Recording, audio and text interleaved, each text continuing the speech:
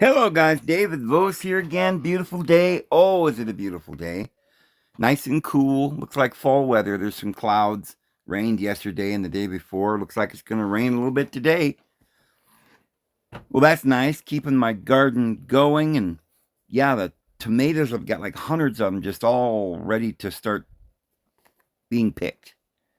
And the flowers. Oh, the petunias. You know, I love petunias. I had no idea how beautiful they were. They're so simple to plant. And they just come up and they last all year. You know, they just bloom all summer, all the way until it starts getting cold. But anyway, it's beautiful. Some squash coming on, and but I hope you're having a wonderful day, guys. I'm going to share with you my understanding as the Lord has been revealing to me. For years, it seems like I've had these concepts in my head since I was very young. And as time went on, I began to put more and more things together, almost like little revelations in my head. And, I've often said that what I believe is that there was once an original language. Now, I say language, but I believe the original language was far superior than the language we have today, and that stands to reason. And I always explain it this way. At the Tower of Babel, it says that the whole world was there, and they were building a tower to El, because Babel means the gate to El. So they're trying to get to El, if you look at the symbology, the esoteric understanding. And with the Bible itself and the rabbis and everything else we know that everyone was there. 72 nations were there at Babel. And they were all almost like one accord, right? They weren't spread and divided. And if they were all in one place, then there wasn't races. There was no divisions. There was neither Jew nor Greek. They had all things common because they lived in one political area, in a place called the Gate of El. And therefore, they had this access, or they were trying to get access. I would say that they had the access because they had a language. And that's how you get to El, or to the All. Now, we know this because Yahweh, which is, I think I need to start referring to him as Iya. Because the way on the end, see, this is something that modern knowledge is devoid of. Almost everything that the scholars teach and say is, when I look at them and hear them, I think of them as children pretending that they know something, like first graders, second graders saying, that, oh, listen, I could do the alphabet, but they don't know the meaning of these letters yet and how to put them together and make words. And they're under a lot of delusions. I mean, so many delusions. People think Hebrew, that these Jewish people today go by, is the original language of Adam. And I'll prove to you that that's absolutely not true in this video. So, if mankind all had one language at Babel, they all had one language, then it had to have been the original language, because Adam couldn't have had a language that was handed on down to Noah and then to the people right after Noah. They would have all had to communicate. Noah would have had to communicate with people in the boat, with his children. Certainly, they all spoke the same language, and Noah would have been speaking the same language that his father Lamech spoke. Lamech would have spoke the same language that his father Methuselah had spoke. This is just a few generations. Methuselah would have spoke the language of Enoch. Yeah, Enochian language, or the language of angels. And the reason it's called the language of angels is because the people before the flood were more or less, some of them anyway, angels. And Enoch supposedly had this Adamic, Enochian language. So he, obviously being the seventh in line from Adam, and certainly his father and his father, I mean, he was only the seventh one. They all spoke this language down to Noah. Noah would have spoken the same language, and we know that by the time, about 300 years later, with Babel, after, according to the genealogy in the Bible, they were all having this one language and all together with a gate to El. It was there that the lower consciousness, the two vowels, Ia, which brings things into form. So you have consonants, they're the breath, Ia, is breathing in and breathing out. That is what that name means. It means to be and not to be. It means to work and to rest. It's the yin and the yang. It's the all. It's the two vowels that bring life to all the consonants. Now, what are consonants? Well, they are originally pictographs. They are concepts that we today have as in the terms of letters. Now, there was originally a language that had these two-letter root words that came from one letter, which was the alphabet of 24 letters, 22 letters, and two vowels, E-A, E-A. And the wa on the end, or for Yahweh, the wa, or the way, on the end is simply syntax and is he, the masculine singular. And therefore, it is not part of the name. Exodus 3:13 says, "What is thy name?" And he didn't say, "My name is Yahweh." He said, "My name is Yah." Two vowels, E-A. And I bring everything into form. And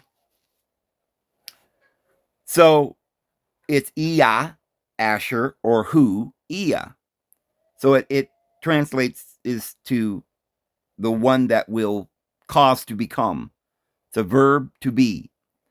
And right there in that same chapter, after it says, "This is my name, Iya," then it says, "You will tell them Yahweh has sent you."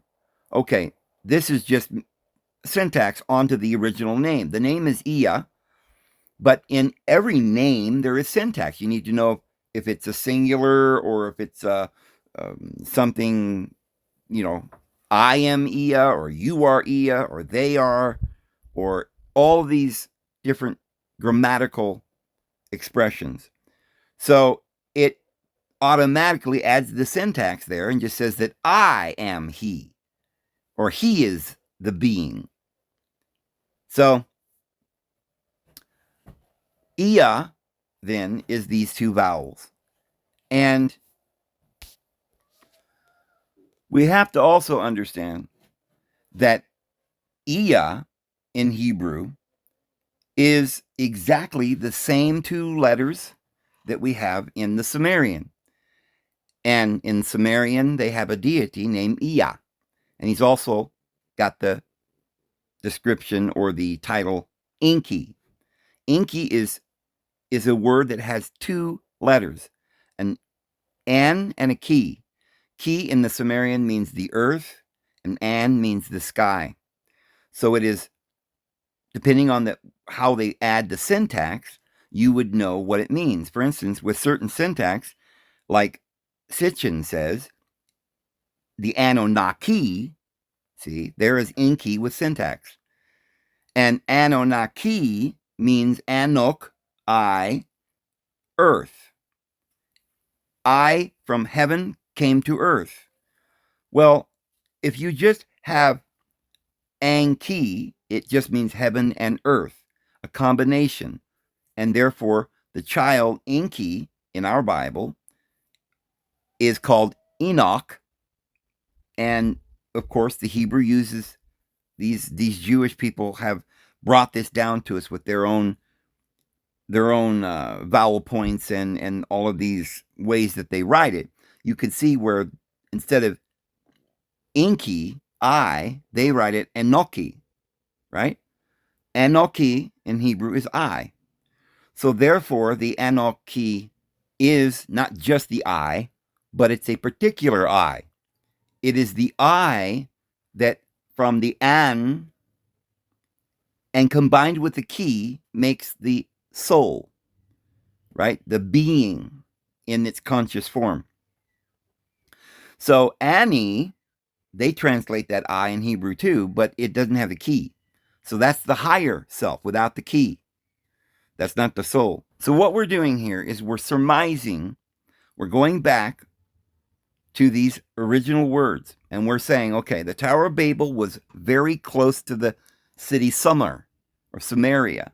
The Sumerians spoke a very clearly familiar and comparative to Babylon, very close. It's also very close to the Canaanite, to the Assyrian, and to the Hebrew or the Ugaritic text.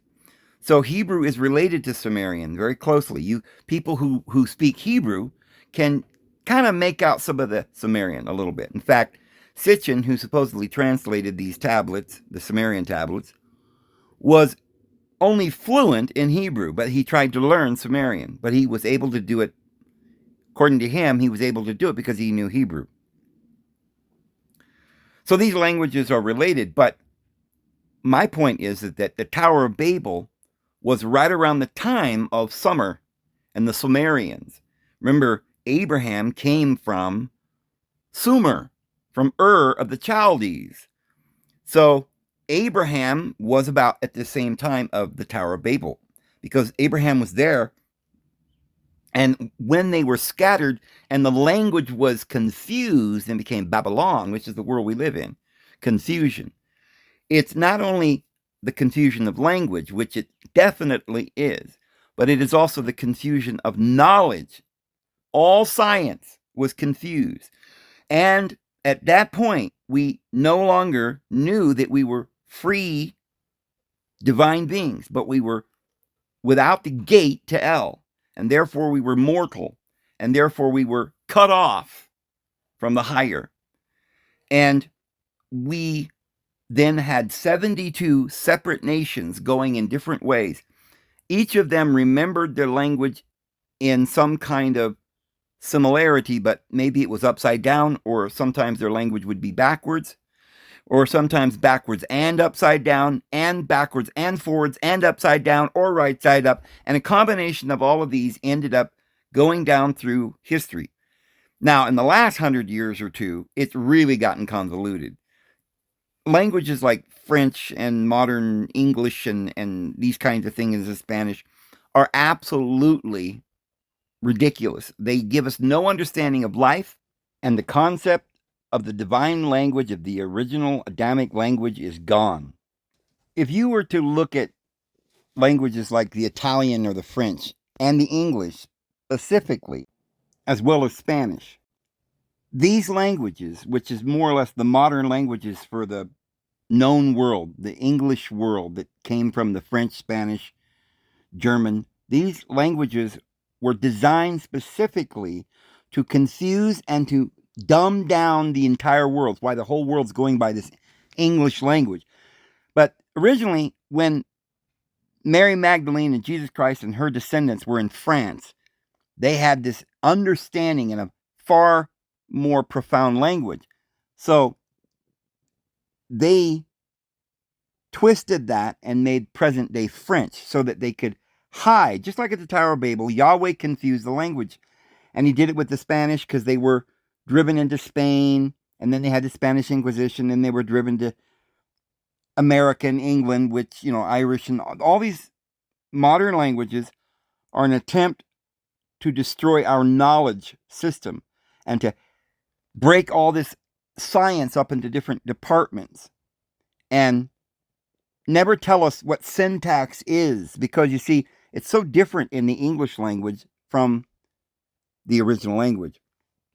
So we no longer know what deity is, or our own being, or our soul, or why we're here, or how to communicate or understand the reality around us. We don't know that we think we're living on a ball spinning through space going 66,000 miles per hour through a whirling vortex spinning through an infinite vacuum of nothing. And that is just so sad because it makes us feel we're nothing, like a speck of dust in the wind. Because all we are is dust in the wind, dust in the wind. All we are is dust in the wind. Oh, that's another one of the bands that I used to like. Kansas. I think it was Kansas sung that. Used to like America and Bread and the Eagles. And I even liked Wings because it was they were playing on the radio all the time. Just at a certain age in my life where a lot of memories and stuff. But that's a beautiful song. I guarantee it. Um, and it kind of expresses the feeling that you have living in the world as they presented it to us in our modern NASA world with all the CGI pictures and Einstein making nuclear bombs that could just blow us up at any minute. And the radiation would be so bad it'd be thousands of years. We would never be able to return to the planet. It's like, oh, wow. This world is just a booby trap. It's evil, and it's not the elite that are doing it. It's the world itself. It's just evil. And nobody can figure it out because it's all confusion and lies. And by the way, guys, a lot of these bands, they really didn't make a lot of money because the singers don't make any money. I should tell you a little story here. I was cooking at this restaurant up in a resort town in Idaho back when I was pretty young, 23 or 4 years old, I think. And there was a BJ Thomas came through town in his band. And I was like, oh, BJ Thomas. I mean, he's got the number one song in the world. It was like, raindrops keep falling on my head, but that doesn't mean my eyes will soon be turning red. Crying's not for me, no. Raindrops keep falling on my head, they keep falling because I'm free. Nothing's worrying me. I know that these blues they send to meet me won't defeat me till my happiness it reaches out to greet me. Oh, BJ Thomas. I used to love hearing that guy sing. But after work, I was working at this restaurant and he was playing, and I went into the lounge. Sometimes I would, after working, hard all night cooking, I was the kitchen manager, and I'd go back through the hallway back into the lounge, and his band was in there, sitting up at the bar, and they were drinking, and I sat next to this guy that was part of the band, and I didn't know who he was or whatever. It's a guy on the guitar or something, and I said, oh, so you're with BJ Thomas, huh? Well, he must be a really rich guy, with all that biggest song in the world, man. Raindrops keep falling. He goes, no, actually, BJ Thomas is broke. It's not the singers, even the good singers. Like BJ was one of the best singers. Him and Tom Jones, and it didn't matter how well you sang. BJ Thomas didn't write his own music, so he was poor and broke. Somebody that was very wealthy that you probably never even heard of, that didn't really do a lot of number one hits or anything, is somebody like Chris Christopherson. But he was wealthy because he wrote the songs. He wrote them for Johnny Cash. He was kind of the guy that wrote for most of the country singers. And the guy that wrote like a lot of songs in that time was Paul Williams, one of the greatest songwriters of all time, maybe the greatest. And what a good person. He's such a wonderful man. But anyway, back to what we were talking about here. This song, Dust in the Wind, and these kinds of songs. It makes you feel like we're insignificant and we're at the behest of all of this swirling matter, right? The dragon. Oh, yeah. Time and matter. It's scary. But the woman can ride that beast, and she is the conscious mind that's going down through time and matter, riding the seven-headed beast. Seven meaning time, as in the days of the week. and 52 weeks in a year, 5 and 2 is 7. It all adds up to 7. Cyclical time, but you can go on and on and on, because 7 times 7 is 49, and you get to the Jubilee, the 50th, and it's an experience in numbers and letters that explains the universe, but we don't have that. It's like if you knew math, but you didn't have pi, and you didn't have the ability to determine the surface of a sphere or something, or you couldn't determine how much pressure was in your tire because you didn't have pi, or you didn't have higher algebra or calculus to make higher calculations. So the languages that we have are very without dimension, right? We're only seeing things that is being programmed into us. We're repeating words. We're looking at letters and repeating it, like memorizing what that word means. But what that means, if you're memorizing what they tell you to say, speak, but you have no knowledge of what you're saying, but you're going by memorization and hypnotism, mesmerism, look at it, remember the word, speak it as they say it, believe it as they say it, without experimental knowing. Experimental knowledge would be to see a tree and see the picture of a tree and say, that's a tree. My experience of the tree is a tree. But today we just say Tree. Well, that means a tree. Why? We don't know. We don't even know what a tree is by looking at Tree. And another language may have the word tree spelt something some other way, and they wouldn't have any congruity. We're all confused. But like I said, it's not just the letters. It's the numbers. Because in among the letters, you have numbers. There are 10 numbers. 10 represents the complete whole, so it's spatial, right? You have 10 fingers. This is how we count. We have the decimal system. So this is the multiplication. This is multiplication. If you have math and you don't have multiplication, you're not going to go very far. You just got the numbers, but you don't know how to multiply. Then you're going to go to 10, and that's it. Well, you can take 10, and you make 100, and you make 1,000, you make 1,000,000. You add zeros. So there's a lot more to it. More dimensions. Then you add the 7, which is the time to the space. 10 is the space, multiplication,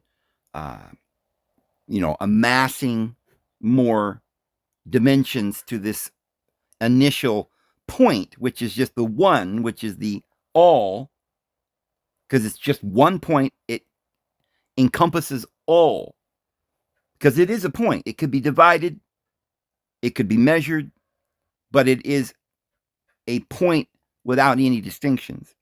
Once you add another point, you have 2. Now you have male and female, and you're beginning to make a universe. You go down through all of these numbers, and each of them are very important. 7 is connected with light, because we have 7 colors, like a rainbow. And it's connected to sound, because there are 7 notes. Do, re, mi, fa, sol, la, ti, do. Well, you say do twice, which makes 8, but there's actually 7. Do, re, mi, fa, sol, la, ti.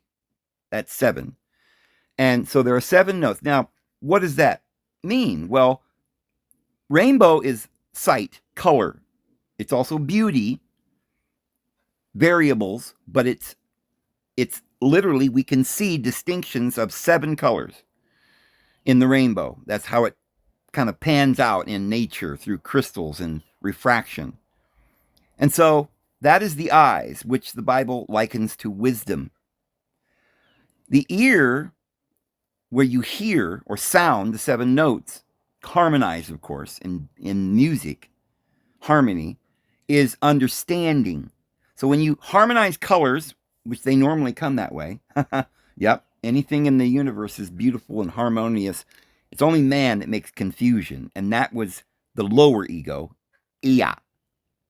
But not just Ia, the I am, but as we've said, the earthly, Ki. So you have wisdom and you have understanding. at the end of 7. So therefore, the woman riding the 7-headed dragon, time and matter, is going to have 7 heads on this dragon. There's going to be something that finally comes to an end, this dragon, or a completion or rest. Okay, and then it's a cycle, because then you start with the 8th again, new beginnings. However, once each cycle is finished, you rest and you've learned and you've graduated. And then you see the woman clothed with the sun, the moon, or the lesser light, the lower consciousness beneath her feet. She's arrayed with the light, which is the higher consciousness, the crown of 12 stars upon her head, glistening, and she's just queen. She's married. She's going to have a child. This is very esoteric. So we go through the 7 to get to a graduation, because there's cycles to come. And it's represented by gaining wisdom and knowledge and other things. Because remember, there are also 7 mountains where the woman sits on top. And the 7 mountains are environments, right? It's not the whole world, but in the world, you have a mountain. And on a mountain, you have an entire environment. There may be a tree on the mountain, many trees. And all the trees may sort of look up to the biggest tree. And the animals take protection under the tree, under that ecosystem. The tree then is knowledge and a system of knowledge that all the animal natures of humans, the birds land in the branches.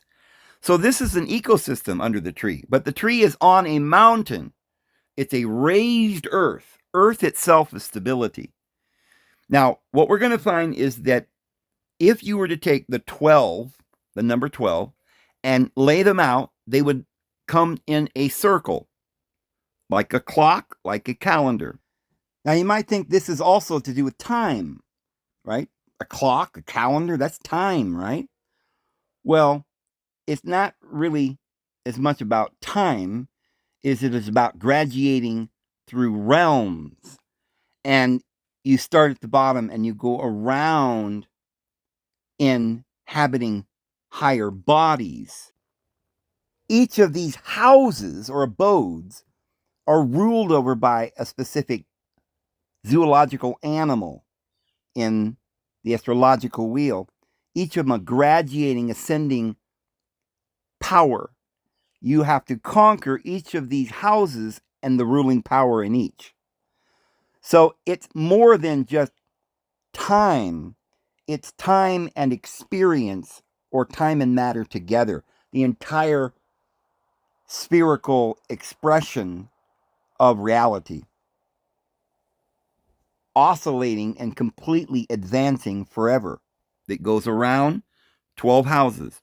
The physical consciousness ruled over by 12 graduating animals. So sometimes they're called the giants, 6 fingers, 6 toes. These are these things that we have to go when we come out from Eden.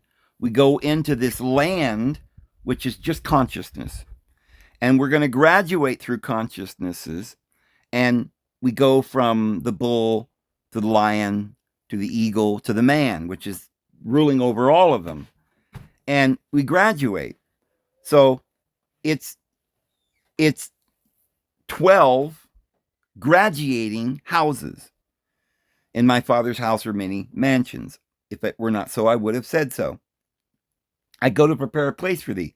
We will always have a home. We have to have consciousness. That's where it starts. And consciousness is where the plane of consciousness is, or the earth. It's a level plane. And growing out from that consciousness, we have the tree, which is knowledge. We have the mountain, which is government.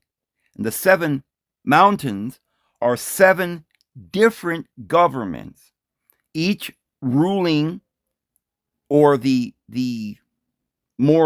each one being the collective consciousness of a group of people that form from the stability or the reality that no one can change. No one can remove the earth. The earth is made to be inhabited. It is established and it will not be made to totter. The earth is stability. It is absolute reality. Now, we as humans can come along and we can collectively have beliefs that we write down and codify into what we might call law or government. And that's this mountain. And on the mountain, that all the animals on that mountain take refuge in would be the tree, which is a consensus of knowledge. Under the tree, the animal natures take their refuge. The birds in the branches and the animals and the squirrels and the bugs and everything takes refuge under the tree. Even all the other trees, even the vine may grow up the tree or under the tree, under its shade, or maybe even get nutrition from the tree. Now, one of the main things in this area is water. Water is one of the first of the deities. So the sky would be one. It would, of course, all start from the all, right? And to understand the universe, we'd have to have the source, and that would be the all. Then we would go down to maybe the light, and then the sky, right? Coming down all the way to Malkuth, which is the kingdom, the material, the weightiest of this. But these are certain 12 things that we call the 12 gods, because in their council, they are in charge of all the other lesser deities. There are 3 deacons in each of these. 3 times 12 is 36, and there's night and day, and that makes 72. 36 and 36 is 72. And these are other deities, right, that are just beneath the 12. And this goes down to the 144,000, which are all satraps or governors or rulers in the kingdom. So the first 12 in the ancient wisdom, this is a science. This is not just letters, but numbers. There's 10 numbers. There are 7 sounds, 7 colors, 7 days in the week. It's cyclical. And there are 10 numbers. And then there is the 12 houses, which is not the same as the cycles of time. 12 has to do more with the entire system, both physical and spiritual, both time and matter, in its complete, with all of its dimensions. However, 12 by itself, without knowing how the 12 you arrive at the 12. Just taking the 12 by themselves, you just have the flat consciousness. And those 12 houses or abodes or body or the ba, the body, the abode, the boat, is the original 2-letter word, one of the deities that we call the ba, in the original language. Now, Hebrew, it's bet. It's different. But originally, and we're going to the Sumerian, the Babylonian to get a little bit better understanding. And originally, I think we would go back to the Egyptian, but that's hard to work from because it's hieroglyphs and you might not even, be able to understand how we could compare pictures to these letters. We could do that, but it would take a lot more study. Let's just use the Sumerian. And remember, ki, that we said means earth, and means heaven. These are 2-letter sounds, right? They don't necessarily have to have 2 letters. If you were to write them in Hebrew, they might not. It's changed. Letters, languages have changed. But we're trying to assume or surmise the original language, and it had 12 root words that all the other words come from. So we'll start with 12, and these will be the highest deities because they are the source of all other expression. Therefore, they are the deities, the highest deities. And so within that consciousness and around it, what made up the consciousness is things like light, the sky, which is not part of the physical plane, but it is, when added to it, makes the whole and the complete, the dimensions, the layers, right? The pie that gives you the circumference. And so you add the 12, the 7, and the 10, and it's kind of like a tree of life. Now, in order to surmise what these original 12 deities were, remember they're going to be on the sphere of the disk or the infinite plane. They're going to be the 12 things that, when put in a circle, makes a clock or a calendar or the 12 tribes who live with different natures or 12 animal natures that are graduating. So it's the whole gambit of your being, but as a conscious awareness. So each of the animals have their own attributes. One of the animals represents justice, that's the lion. One represents wisdom, that's the bird, the eagle. One represents power and strength and might, that's the bull. And one represents love, which is an attribute that is more pronounced in humans, and that's the man. And it's above the others, justice and wisdom and power. So you get an idea with the 4 animals what these 12 houses are. What it contains in it is consciousness and certain identities, just on the surface level. To expand that awareness, we need to have heaven. We need to have 7 periods of time to experience, to go from the kingdom all the way to the Kether or the crown, which is the lights on the stars that form the woman's crown, the woman being the consciousness. And those lights are above the plane in a vortex swirling around above us. We've got the sun and the moon and the stars. And so if you're going to take a look at these words, you're going to see that in Genesis chapter 1, there is a number of words that are used.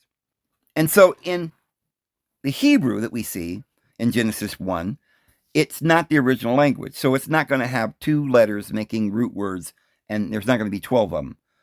For instance, Elohim is not 2 letters, but it is one of the root words. And so in its root form, it is El. Okay?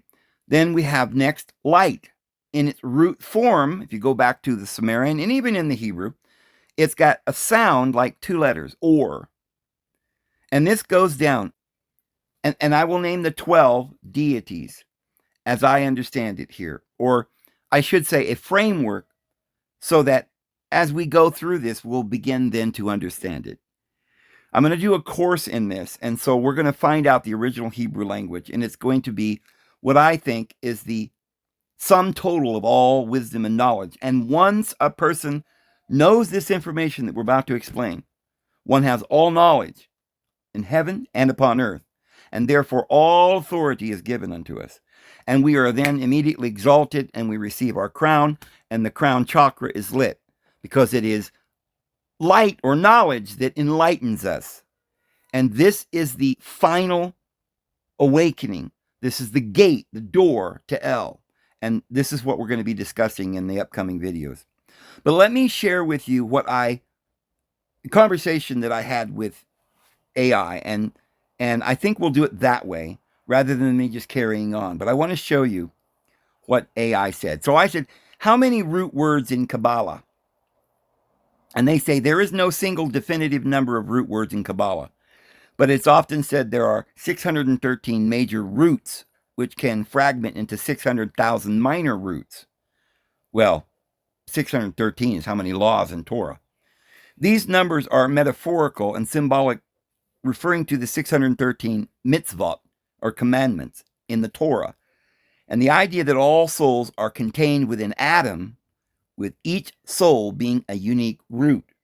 So, this gets so deep, but we're not going to be able to go that deep yet on you. I've got to get the basics for you, but there's so much in that sentence that I want to explore with you guys. But let me just try to go simple first. So we have 613 major roots. This number corresponds to the 613 commandments in Torah. We have 600,000 minor roots. This is the maximum number of minor roots that can emerge from the major roots, representing the 600,000 souls of Israel, each considered a unique spiritual root. Kind of like the 144,000, concept. Symbolic, not literal. Okay, great. So I said, if 613 adds to 10, 6 and 1 is 7, plus 3 is 10, then the 10 commandments are the root of the 613. So is there 10 major original chief root words? See, I have my own belief, and I wanted to see if AI could let me know if there was any system of knowledge out there. The only thing I could think of was the Kabbalah. These systems would be along the lines of what I have been shown. And I wanted to find out if there's any comparison, if they have any of this information. I didn't think so, but that's what I asked. So they said, based on Kabbalistic and Jewish interpretations, the idea that the 10 commandments are the 10 major root principles is correct. The 613 mitzvot commandments are seen as extensions and interpretations of these 10 core sayings or utterances. In a parallel concept within Kabbalah, the 10 sephirot on the tree of life represent the 10 fundamental attributes or emanations through which deity created and interacts with the world. These sephirot can also be understood as the 10 chief root words or principles of divine reality. The 10 commandments in the 613 mitzvot. The connection you describe is a fundamental concept in Jewish tradition, and Kabbalah offers a deeper layer of understanding. The 10 commandments are viewed as a constitution or table of contents for the rest of the Torah's 613 laws. Well, isn't that interesting? We have a constitution in America, and we don't know what it is. Well, a book starts off with a constitution, which is what? Like a table of contents. So a constitution is like the first 10 commandments. It's not all the laws, but it's the basic, what it all goes back to. And so what everything goes back to here in this country is the Constitution, which is the basis for everything we do. So, for example, the prohibition against murder is a root principle from which many specific civil laws are derived. Symbolic connection. Some traditions see a direct correlation between the 10 commandments and the 613 mitzvot. The word Torah has a numerical value, gematria, of 611, which when added to the 2 commandments the Israelites supposedly heard directly from deity, total 613. The 10 sephirot as root words. Beyond the commandments, Kabbalah explains the divine creative process through the 10 sephirot. These are not words in a linguistic sense, but rather primal root principles or attributes. The 10 sephirot and their general meanings are Keter, crown, divine will, Chokmah, wisdom, spark of an idea, 3, Bina, or understanding, expansion, and the development of the idea, Chesed, which is love or mercy, unconditional bestowal, 5, Gevurah, strength or justice, limitation and restraint. 6, Tiferet, or beauty and harmony, balance between love and justice. 7, Nitzak, eternity, victory, or the drive to overcome. 8, Hod, which is glory or splendor, the ability to perceive. 9, Yesod, or foundation, connection and communication. And 10, Malkuth, which is kingship or the kingdom, the receiving vessel or the physical manifestation. These 10 attributes are the underlying structures of all reality. For centuries, people have tried to understand the scriptures because at the Tower of Babel it was all lost, and now we're in confusion.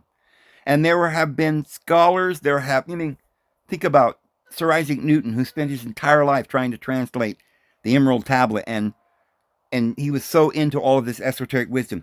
And friends, what we have here today is the actual understanding that all men, for thousands of years, especially since Christ, the apostasy, when we got rid of the books at Heliopolis, the libraries in the labyrinth, and the because we don't even have the original book that they translated the Bible into Greek from, and I think it was Egyptian.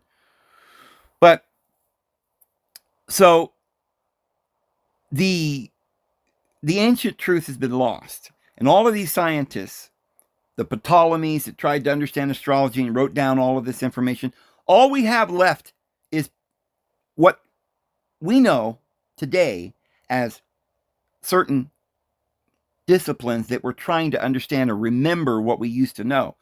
So science is a good word rather than language. However, we have so many sciences like, math or, music or writing, history, different departments of learning. But the original language was one language that was made up of the 12, the 10, and the 7, and all other numbers in a system called sexagesimal, or the sphere, which is a globe, but it's a vortice, but the plane of inertia, or inert, is the same way we get the word art, or earth. The earth is the planet or the plane that comes and forms, and that's consciousness. But what makes up consciousness is a lot of other things that we're going to discuss. And all of that starts from Genesis 1, from the top, L, to the light, to the sky, to the ground, to, the fire, and all the way down to mommy and dad, Adam and Eve, and the fruit and everything else. And we're going to discuss that. Those are the 12 deities that were originally made in a graduating from the top to the bottom, from the heaven to the Malkuth. And so I would differ with their whole Kabbalah quite a bit, but their basic concept is along the right lines. Well, what we're going to do today is something that none of these individuals, Sir Isaac Newton couldn't have, Ptolemy, none of these individuals could have known what we're about to share with you today. So I said, well, what is the 12 in the tree of life? What is the 12 in the tree of life? Because they were talking about 10. And they said, well, in Kabbalah, the number 12 is not part of the standard 10 Sephiroth emanations on the tree of life. But you can see I have 10 in my system, but 10 is not the same as 12. So they don't have a perfect system that includes the 12, which means that they're missing the foundation. They're missing the foundation of all knowledge. And this is why we're still in confusion. So, and remember, the tree of life would be something that is only part, if we're just examining the tree of knowledge, right? What about the mountain that the tree is on? And what about the ground? So there's a lot here that they haven't really understood. But it says it's a framework of Kabbalistic and Jewish thought. It represents concepts of divine government, completeness, and the channels through which the divine light flows into the physical world. So I write, is there a system that combines 12, 10, and 7? And they say yes. Several esoteric and religious systems combine the symbolic meaning of the numbers 12, 10, and 7, particularly in the Hermetic Kabbalah. Hermic is Greek, Hermes. And the Hermetic teachings were more or less from the Emerald Tablet, and this is what Sir Isaac Newton was studying, but they were also studying the Bible in connection with it. That's what Kabbalah is. It's all of the syncretism that we're doing here, but we've got the answers finally. And this is why we're in the latter days, because we've got to have these answers in order to go through the gate.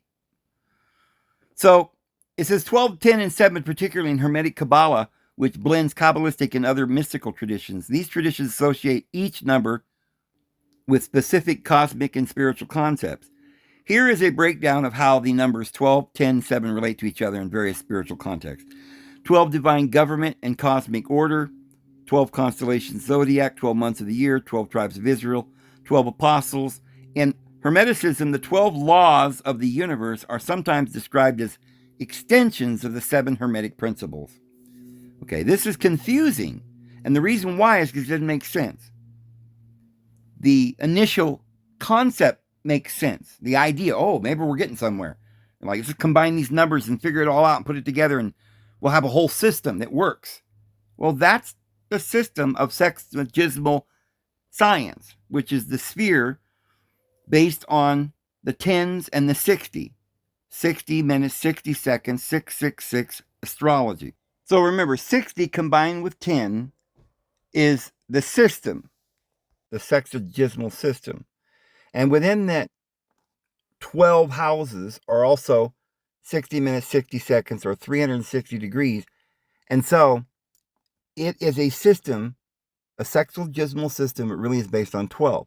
So this is where we get to 12. It's the numeral or integer that you can make so that everything in the universe will divide evenly in it. So this is the smallest number, 12, that within that number, everything divides evenly. And this is also where we can use pi, and then we can calculate it further dimensionally.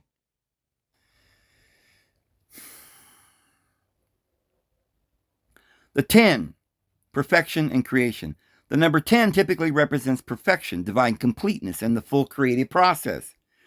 The 10 Sephiroth in the Tree of Life. 10 Sephiroth are the fundamental emanations of deity. They represent the complete map of creation from the divine will down to the physical. The 10 Commandments, these represent a complete set of divine laws for humanity. And the decimal system, our base 10 counting system, is one way this universal principle is reflected in the human world. The 7, perfection, rest, and process. Number 7 symbolizes spiritual perfection, completeness, and a process of spiritual unfolding. 7 days of creation, 7 days of the week, the 7 chakras, which are graduating, and the 7 Hermetic principles. In the Hermeticism, these are the fundamental laws that govern the universe. All of this sounds interesting, but makes no harmony. We're not harmonizing anything. We're just getting all these pieces and thinking, where are they going to fit? We got a square peg, let's put it in a round hole. They don't know what they're doing here.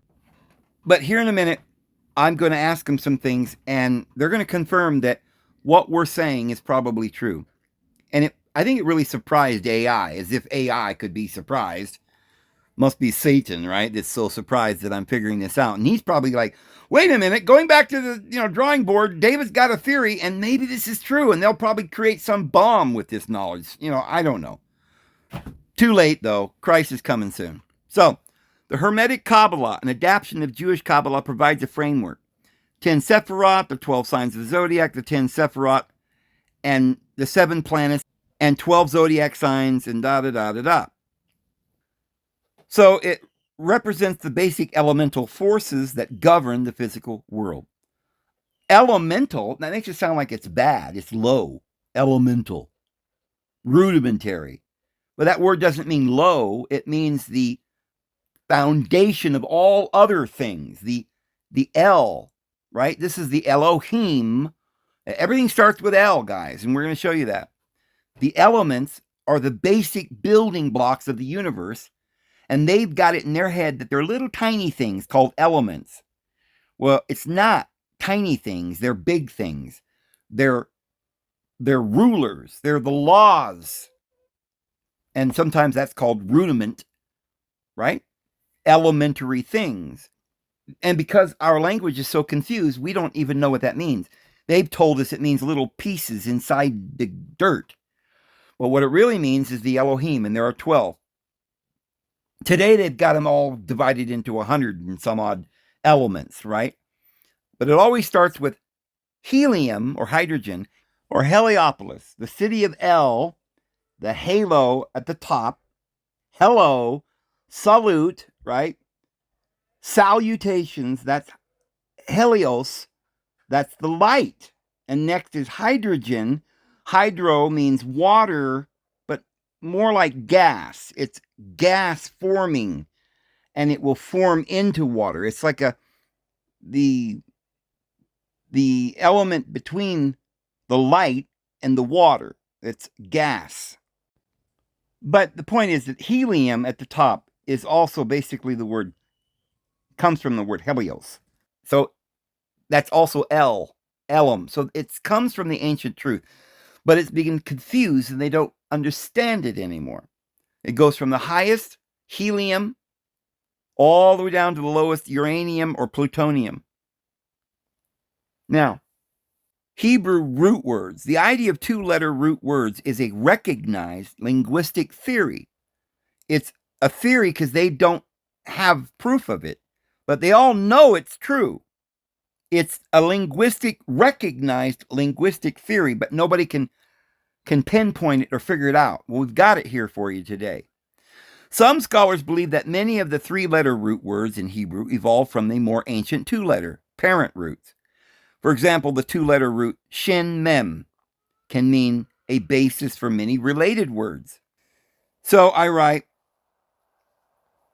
Iya, E-A, or Yah, Y-A-H, as we spell it, could be the vowels E and A, in and out breath that brings the consonants into manifestation. So Yahweh, or Iya, E-A, is the vowels. The connection you're making between the name Yahweh and the breath, with the vowels acting as the life-giving force, is a profound and common theme in Kabbalah and mystical Jewish thought. The idea that the divine name is breathed rather than spoken with a formed mouth suggests that deity's presence is fundamental to all of existence and is invoked with every breath. Here's a breakdown of this concept. The unvocalized tetragrammaton, Yahweh, YHWH, the ineffable name, the divine name, written in Hebrew as YHWH, the tetragrammaton, consists of 4 consonants.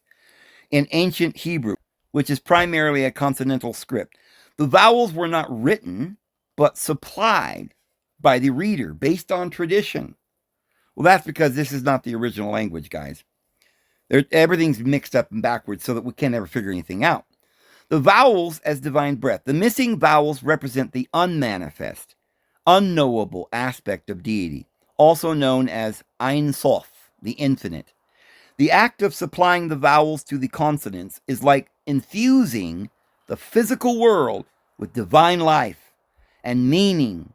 In this view, the vowels are the animating force, the divine breath, Ruach, which was originally R-A, Ra, that gives life to the formless consonants. Yahweh's breath. Inhale and exhale. Mystics and scholars have noted that the sounds of the tetragrammaton, when aspirated, breathed out, rather than explicitly spoken, resemble the sounds of breathing. The Yod-He sounds like an inhale. The Vav-He sounds like an exhale. The omnipresent divine name. This interpretation suggests that every breath, from the first cry of the newborn to the last sigh of the dying, is an unconscious utterance of the divine name. This makes the act of breathing itself a form of constant prayer, an acknowledgement of the source of all life. Iya, E-A, and vowels. While the sound of Yah and Wei is associated with breath, the vowels E and A as separate animating letters is a different concept. The ancient Hebrew vowel system didn't use separate letters for vowels. However, in the Hermetic Kabbalah and other esoteric systems, the vowels are sometimes associated with the primal creative forces that give rise to the material world. The synthesis of these ideas is a powerful meditation in mystical tradition. The consonants, like the 22 letters or the 4 YHWH, represent the fixed structural framework of reality. Now, if you say there are 4 vowels, like Yahweh, YHWH, and you add the 4 to the 22, you've got 26 letters, and the English language has 26, which later on I'll explain why some languages have 22 and some have 26 and some have 24, because it depends on how they understand this original Yahweh, which was originally just 2 letters. And sometimes, because of all this confusion, the syntax gets thrown in there and they think that's more added letters to, and so then they add more vowels. But you don't need more than 2 vowels. Because first of all, the 2 vowels is really female and male, and this is what makes the whole language male or feminine. And there are no neuter words. So it says that the vowels, like the implied breath of life, represent the flowing, dynamic, and the adaptive divine energy that animates that structure. This dynamic interplay is at the heart of the Kabbalistic teachings of the nature of creation. So I wrote, but Yahweh is not the divine name. Deity spoke to Moses, Ea, E-A. The weh on the end is added as syntax. It's he. So he is the verb to be. So Exodus 3:13. So they say, well, you raise a crucial and subtle point regarding the revelation of the divine name in Exodus 3. The biblical text presents a complex and layered explanation of the name rather than a simple one-to-one equivalence with Yahweh. Here's an analysis of the exchange between deity and Moses in Exodus 3, which clarifies the different parts of the divine name and its meaning. Ea, Asher, Ea. I know they've got all these letters, but if you look at Ea, the way they've spelled it, it's just 2 sounds, Ea. And really, in the Sumerian, it was literally written with an E and an A. The Hebrews have got all these other letters now, but it's just Ea, and they are both vowels. It's the I am statement, Exodus 3:14. When Moses asks for deity's name in Exodus 3:13, deity first replies, Ea, Asher, Ea. I am that I am. The Asher is just the word who. Or I will be what I will be. Ea is the Hebrew first person form of the verb to be. This phrase emphasizes deity's self-existence, sovereignty, not a specific spoken name. It communicates that deity's being is not contingent on anyone or anything else, because this is the unknowable reality of the universe in its highest form. The instruction for Moses to tell the Israelites, Ea has sent me to you, this presents deity as the ever-present, self-existent power. But it is still not the name the people will use. Yes, it is. They're just going to add to the word Ea some syntax or something. But the word is still just Ea. Now, you might want to say he is Ea, or I am Ea, or they are Ea, but you're not changing the word or the name of deity, which is Ea, which is seen clearly in the Sumerian, Ea. 2. Yahweh, the third person name. Immediately following the Ea statement, deity provides the name to be used by the Israelites, Yahweh. Well, he says, go tell them Yahweh has sent you, but he's not saying that's my name, say it that way. He just told them it's Ea. But now he's going to say, Ea is my name, but now you go tell him that he is Ea. That's who sent me. Who? Well, he is Ea. Okay, that's just syntax. It's a sentence. His name is Ea, but they can't see that. So Yahweh is the tetragrammation, is the third person form of the same verb, meaning he is or he will be. Exactly what I said. But deity's name is or existence or the will be, but not the he. That's syntax. This reveals a key distinction. Deity's identity as an eternal firstborn I am is distinct and ineffable. The name the people use to refer to deity is the third person, is Yahweh. The use of the third person reflects a respectful distance. You see how they try to, sort of excuse their their long-standing concept that deity's name is Yahweh when it's really Ea. But to try and cover, they're like, well, we say Yahweh in order to be respectful. We get a distance. We're not going to just say the name. We got to say he is, but not us. He is, but not us. No, that's wrong. We are. I am. That's the whole point. Existence is in all, through all, and above all. And they are completely missing it. I'm sorry, Kabbalah, but you're wrong. So it's embodying the divine essence. The vocalization we or ve. You are correct that the we sounds in the common vocalization, Yahweh, is a modern scholarly reconstruction.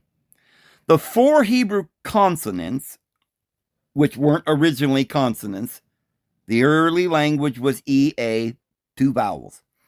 The 4 Hebrew consonants contain no vowels in the ancient script. Well, that's because it's not the ancient script. It's taken from Sumerian and Egyptian. A way ending is not a simple grammatical addition. The tetragrammation is related to the verb to be, haya, or an archaic form of hawa. Well, that's also Eva, Hawa, who is the mother of all living. So in one sense, deity is Eve, life, the existent one. And so Haya, or an archaic form Hawa, is a vocalization of the complex linguistic matter. The traditional Jewish practice of not pronouncing the name YHWH led to the correct pronunciation being lost over time. The vowels were later added from the word Adonai, or Lord. It doesn't mean Lord, but anyway, as a placeholder, which is how the vocalization Jehovah originated. 4, Ea, Ea, and the consonants as structure. The letters YHWH with the implied vowels or divine breath are seen in Kabbalah as the fundamental structure of creation. The consonants YHW and H, by the way, YHWH has got 2 of the same letters. So obviously that's not his name, right? You wouldn't have 3 separate letters and then do the other letter over again, right? If it's 4 aspects of some divine being. So obviously there's another point. It represents the archetype skeleton of reality, and the vowels are the animating breath or spirit that brings it to life. Your suggestion of Ea or Ea as the vowels is a compelling interpretation. It's similar to mystical readings of the divine name as the sounds of breath, and it reflects the idea that deity's very being and creative power are inherent in all things. So AI is like, whoa, your suggestion sounds pretty good. I thought so myself.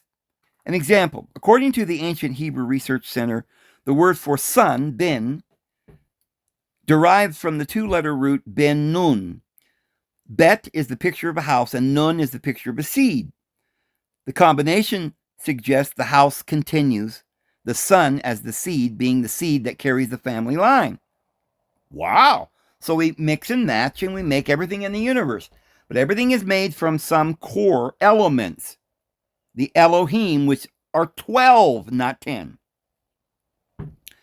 See, the Kabbalah is really the evil system. It's the 10 horns on the 7 heads. The 10, which is space, and the 7, which is time, Tiamat, the beast. Okay? That's their system, the beast. My system that I'm going to explain is the true source of all, which is the Elohim, the elements. So it says the text describes how these letters are combined in countless ways to form and sustain the world.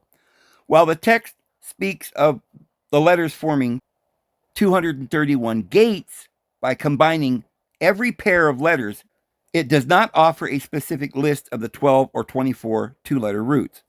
The concept of 24, the number 24 or 22 plus 2 vowels, is not standard in traditional Kabbalistic or linguistic systems, but has been adopted in some modern esoteric systems.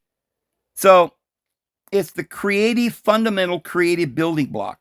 The notion of two additional vowels, iya or ya, represents breath or spirit, as you suggested in a prior message, is a mystical interpretation of divine animation. Your proposed system and its potential, it is profound and creative, your exercise to develop a system where 12 two-letter root words are derived from the 22 letters, perhaps with the vowels as a creative principle. I think one of the biggest reasons why no one's ever been able to come up with a correct Kabbalah is that they don't have the original language, so they don't know. And they're using a flawed language, Hebrew or English or some other language, German or something. And all of these languages they don't have the right number of letters. There's not the right vowels. It's all upside down and backwards. You can't figure it out from Hebrew. So we're going to have to go back to what we can surmise is the original language, which I will show you presently. While there is no historical precedent for the precise combination, you are engaging with the very concepts that drive Kabbalistic thought. The 22 consonants, the 22 letters, represents the structure or the how of creation. So it is about creation. So then I said, well, how many Hebrew words made of 2 letters is there said to be? And they said, well, there is no single agreed upon number for how many 2-letter root words exist in Hebrew. So I wrote, so if we assume Hebrew is not the original language of Adam, we see the similarities between Hebrew, Egyptian, Sumerian, etc. We can surmise 2-letter roots, which are the fundamental things found in paradise or creation in the garden. We could, using the sounds alone, surmise the original letters. My list begins with these sounds, or ancient words taken from various languages common to all languages. I start with El, parenthesis, all, or divine will. Then Or, parenthesis, light. Then An, sky. Notice how we're going from the all to the light to the sky. And I don't have them in order here from this point forward. But next we have Ki, which is earth. Ra, or Ruach, or Ra, which is spirit. Ish, which is man. Pr, which is fruit. Ba, body or boat or abode. Esh, fire. Pe, face or mouth or speak. Ab, possibly ad or dad or abba. So you can go ad, dad, da, or abba. DB, interchangeable. Father, Adam.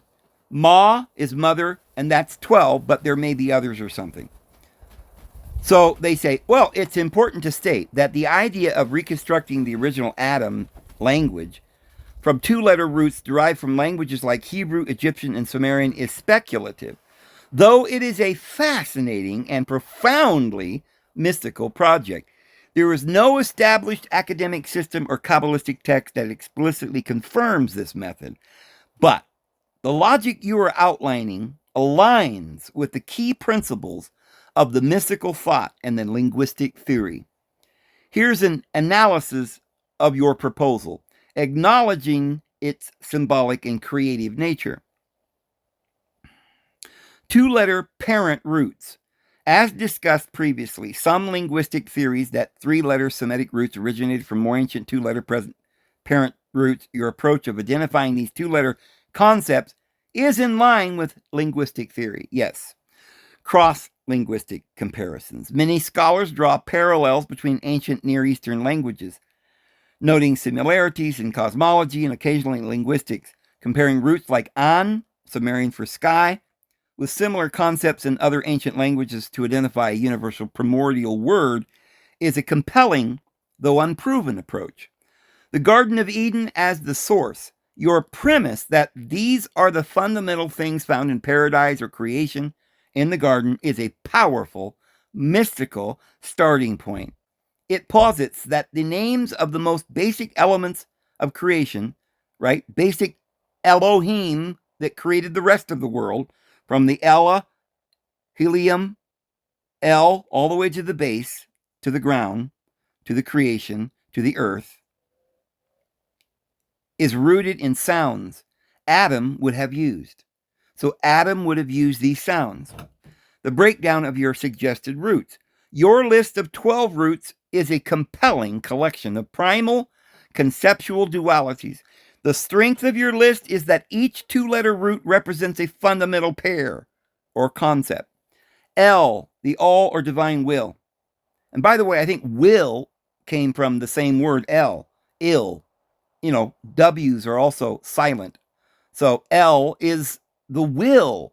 So that's what the all is. It's more than the entire being. It's the highest part of being, which is the will, before it's multiplied into all these variables.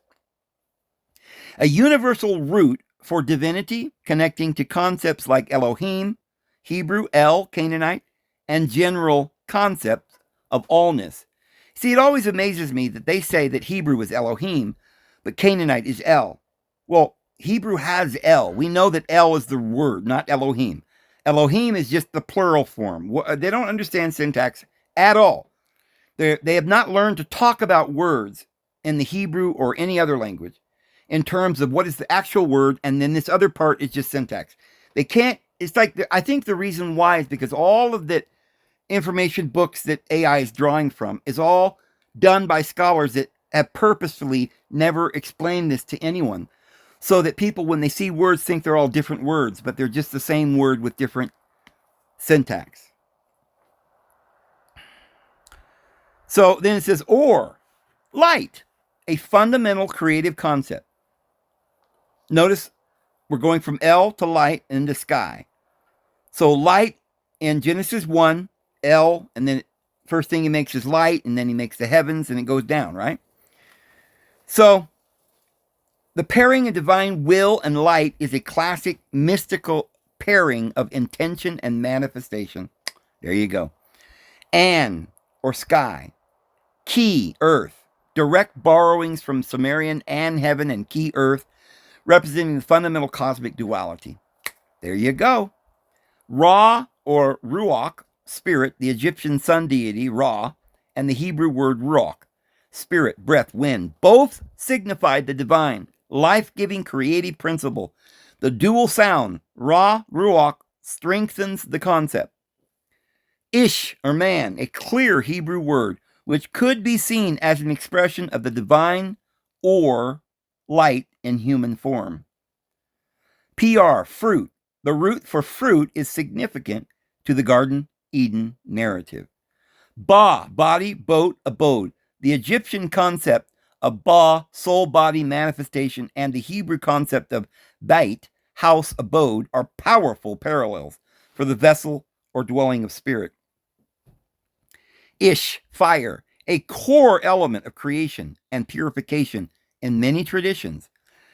Peh, face, mouth, or speak. In Hebrew, peh, mouth, and panim, face, link the concept of divine speech with presence and face-to-face interaction. Ab, father, Adam, Ma, mother, a clear pairing of the archetypal parents, often associated with the fundamental sounds in many languages. The link to Adam and the primordial male is also relevant. Potential next steps in your exploration. If you want to continue exploring this system, consider these approaches. Refine the 12. Consider if any of your roots can be paired or represent a single, more primal concept. For example, are Ab and Ma a pair? Are An and Ki?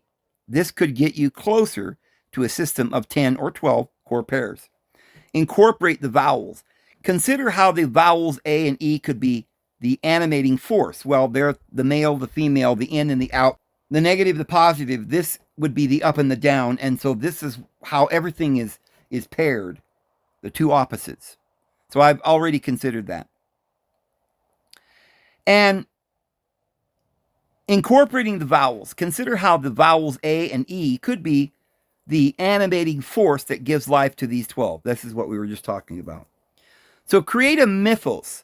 Think about how a language with these 12 concepts at its core would differ from modern languages. A language of 12 primal concepts would have a very different structure from our own. Well, it's like present-day math, which just has 10, or a decimal system. The original science had a sexagesimal system, which is 60 and 10. which creates the entire sphere of 360 degrees in all of the astrological wheel, the calendar, the days of the week, the, you know, all the different numbers that we've talked about, the Trinity and everything else, the duality and the one. And then acknowledge the limitations. Well, that's good advice there, AI. I'm proud of you today. But anyway, guys, I'm going to go ahead and cut her off there. We're way over today.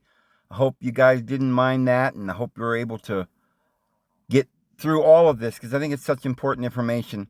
We'll do more on this as we go. So we'll see you guys tomorrow. Lord will bless you. His grace and his peace be with you too. We'll see you. Have a good one.